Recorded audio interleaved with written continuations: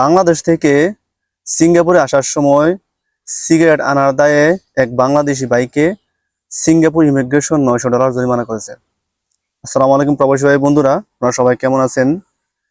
তো যারা সিঙ্গাপুরে নতুন আসবেন বা সিঙ্গাপুরে পুরাতন, তাদের এই বিষয়ে জানা দরকার। আমাদের এই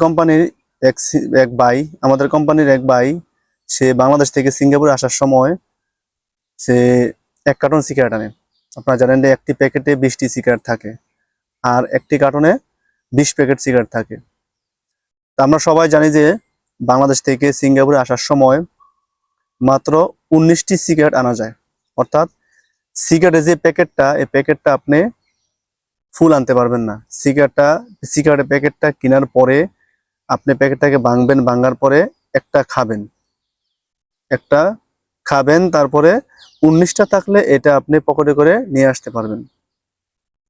তো যারা আমরা বাংলাদেশে আছি তারা কিন্তু অনেক নিয়ম কানুন জানি না, যারা বিশেষ করে নতুন আসি।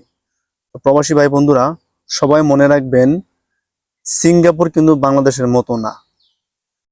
যেটা সিঙ্গাপুরে আপনার অপরাধ, সেটা অপরাধ, ঠিক আছে? তো সবাই মনে রাখবেন, সিঙ্গাপুরে কোনো ইলিগাল কাজ করা যাবে না। তো আমি বিস্তারিত বলছি যে কিভাবে জরিমানা হলো।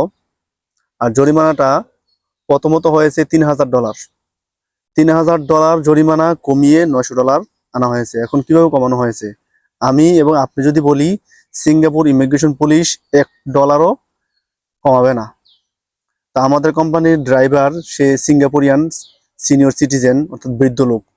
তো জেনে রাখা ভালো, সিঙ্গাপুরে শিশু এবং বয়স্ক লোক তাদের পাওয়ার অনেক বেশি। তারা যদি একটা কমপ্লেন করে বা তারা একটা রিকোয়েস্ট করে, এটা সিঙ্গাপুরের বিভিন্ন অথরিটি, বিভিন্ন অফিস, পুলিশ সবাই রাখার চেষ্টা করে। তো ওই সিঙ্গাপুরিয়ান আঙ্কেল পুলিশকে বুঝিয়ে $3000 থেকে $900 নিয়ে এসেছে। অর্থাৎ $900 বলতে বাংলাদেশের প্রায় 90,000 টাকা। চিন্তা করছেন, সিগারেট আনার দায়ে 90,000 টাকা জরিমানা দিতে হচ্ছে। তো আপনারা সবাই মনে রাখবেন, সিঙ্গাপুর জানেন যে সিঙ্গাপুর হচ্ছে বিশ্বের মধ্যে 1 নম্বর সিকিউরিটি দেশ, সেন্সিটিভ সিকিউরিটি স্ট্রং দেশ, যেখানে আপনি একটি অপরাধ করেও কখনো ছাড় পাবেন না। ধন্যবাদ সবাইকে। ভিডিওটা যদি ভালো লাগে, উপকারে আসে, ভিডিওটা শেয়ার করে দেবেন। আল্লাহ হাফেজ। দেখা হচ্ছে পরবর্তী নতুন কোনো ভিডিও নিয়ে।